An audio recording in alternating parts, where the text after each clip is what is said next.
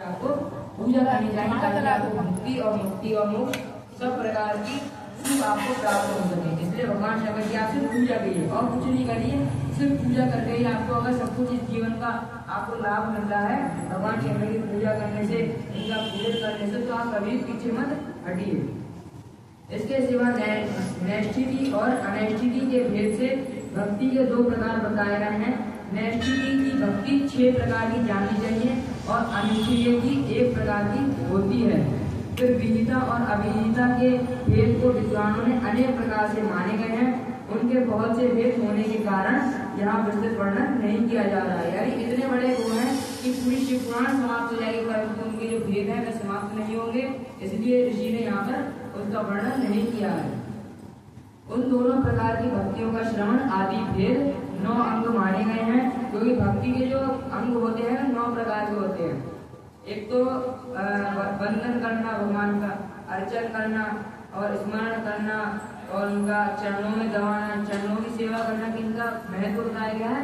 चरणों की सेवा जो करता है भगवान की उसमें सबसे उत्तम है भगवान पार्वती, जो महालक्ष्मी जी है वो भगवान के हमेशा चरणों में रहती है। कभी भी आपने किसी में देखा होगा, कभी नाटक देखते हो, कभी किसी में फोटो में भी देखा होगा, तो भगवान अपने विष्णु जो है अपने वहाँ पर बैठे रहते हैं वहाँ पर उनकी जो पार्वती जी हमेशा उनके चरणों की सेवा में लगी रहती है, हमेशा उनके चरण दबाती रहती है।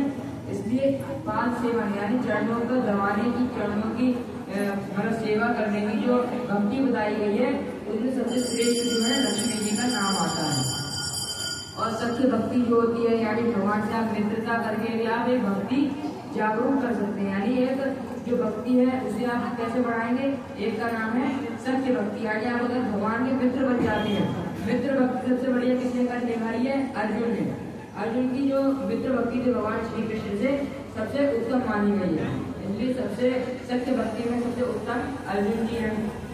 स्मरण काल में जो पाद सेवा में आई चरणों की दबाने का उनकी सबसे ऊपर है लक्ष्मी मैया, जो कि तो हमेशा तत्पर रहती है, कभी भी पीछे नहीं हटती, हमेशा उन्हीं बैठी रहती है। कोई और काम तो है नहीं, परंतु भगवान की सेवा में उनसे बड़ा कोई काम नहीं होता है, जो भगवान के अंदर आंख से पैर दबाती रहती है। उन दोनों प्रकार की भक्तियों के श्रवण आदि भेद से 9 अंग जानने चाहिए। भगवान की कृपा के बिना इन भक्तियों की संपादना होना कठिन है। यानी अगर आप भगवान की पूजा नहीं करेंगे तो भक्ति भी आपको मिलना बहुत ही ज्यादा कठिन हो जाती है। इसका साधन होता है बीजों यानी ब्राह्मणों। भक्ति और ज्ञान को शंभु ने यानी भगवान शंकर ने एक दूसरे के भिन्न नहीं बताया है। यानी जो भक्ति है और ज्ञान ये दोनों अलग अलग नहीं है। ज्ञान जो है भगवान जो पार्वती जो है भक्ति जी के 2 पुत्र हैं, ज्ञान और वैराग्य। तो जिनके अंदर भक्ति आ जाती है उनके अंदर उनका जो पुत्र है ज्ञान जो अपने आप ही स्वयं चला आता है, और वैराग्य भी उनका दूसरा पुत्र है। वैराग्य क्या होता है? अगर आप लोग सन्यासी हैं, सन्यासियों को तो वैराग्य आ जाता है, परंतु जो गृहस्थ लोग हैं जिनकी शादी हो चुकी है, जिनके बच्चे हैं, उनके अंदर वैराग्य नहीं आता है। क्यों? क्योंकि वैराग्य स्वयं ही नहीं आता है। क्योंकि अगर आपको वैराग्य हो गया तो आप अपने बच्चों को छोड़कर चले जाएंगे और अपनी जितनी पत्नियां उनको कुछ नहीं समझेंगे, सिर्फ भगवान ही मन लगाएंगे, इसलिए आप उन्हें छोड़कर भी जा सकते हैं। इसलिए वैराग्य आपके अंदर नहीं प्रवेश करता, परंतु जो सन्यासी लोग होते हैं उनके अंदर प्रवेश कर जाता है। जिनके अंदर भक्ति आती है उनके अंदर ज्ञान वगैरह के दोनों ही प्रवेश कर जाते हैं। तो इसलिए उन दोनों में भेद करना नहीं चाहिए। ज्ञान और भक्ति दोनों ही एक दूसरे के साथ सदा सुख मिलता रहता है। हे ब्राह्मणों, जो भक्ति का विरोधी है उसे ज्ञान की प्राप्ति नहीं हो सकती। यानी अपनी माता को छोड़कर ज्ञान कहाँ जाएगा? मान लो किसी के अंदर ज्ञान तो है पर भक्ति नहीं है तो ऐसा नहीं हो सकता, क्योंकि उसके अंदर भी ज्ञान अगर होगा तभी उसके अंदर वैराग्य होगा और तभी उसके अंदर भक्ति होगी। भगवान शिव की भक्ति करने वालों को शीघ्रता ही पूर्व ज्ञान प्राप्त हो जाता है। अतः मुनीश्वरों महेश्वर की भक्ति यानी भगवान शंकर की भक्ति साधना करना आवश्यक है। उसी में सबकी समृद्धि होगी, यानी सबको सिद्धि मुक्ति तक प्राप्त हो जाएगी। इसमें संशय नहीं है। हे महर्षियों, तुमने जो मुझे मुझसे पूछा है मैंने उसका वर्णन तुम्हें कर दिया है। इस प्रसंग को सुनकर मन पापों से मुझे मुक्त हो जाता है। बोलिए हर हर हर महादेव।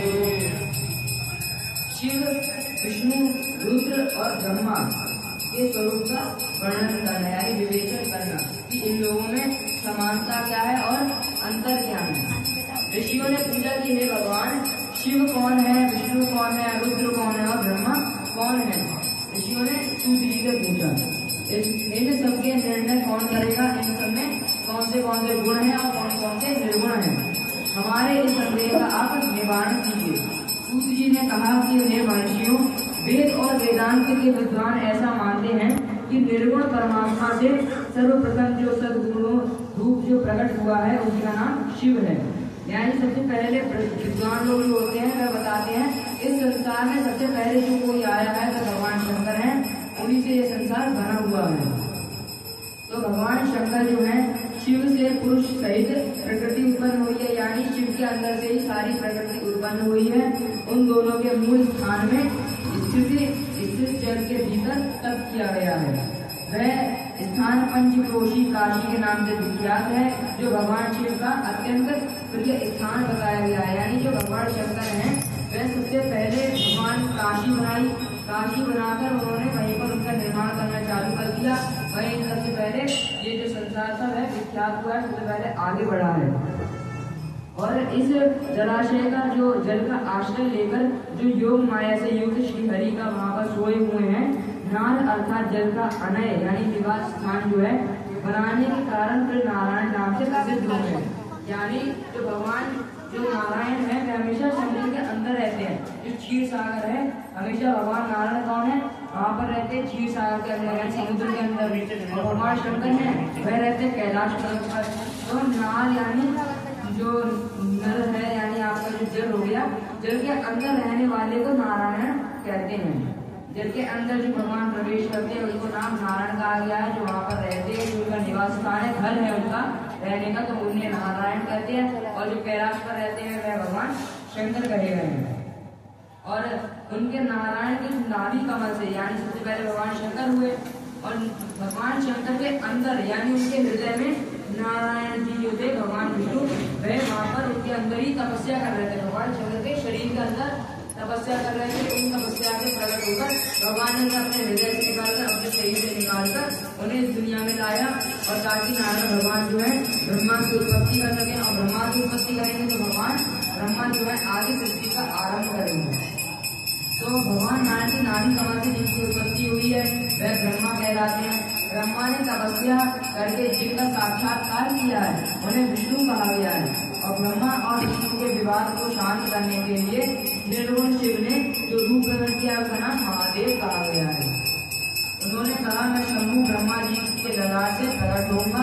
इस कथन का अनुसार समस्त लोगों में अनुग्रह करने के लिए जो ब्रह्मा जी ने ललाट से, यानी जो उनके ये माथा है उस ललाट से प्रकट हुए, उनका नाम रुद्र था। यानी सबसे पहले बताते हैं जो ऋषि हैं, सूत जी हैं, सबसे पहले बता रहे हैं कि जो सबसे पहले भगवान शंकर हुए। ठीक, पूरी सृष्टि में सबसे पहले भगवान शंभु हुए, यानी भगवान शिव हुए।